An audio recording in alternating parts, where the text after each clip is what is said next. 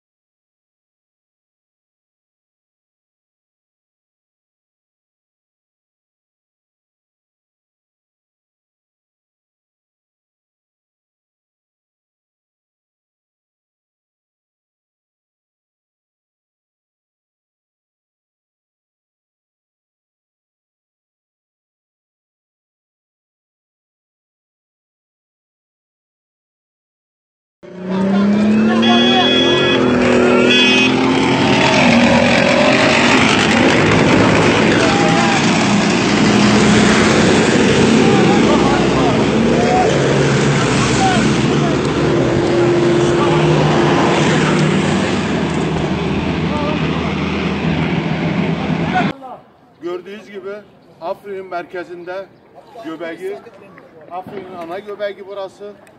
Burada Zebze Pazarı tam dibindeyiz. Allah'ın izniyle çok yakın zamanda saatler kalmaz Afrin özgür Allah'ın izniyle.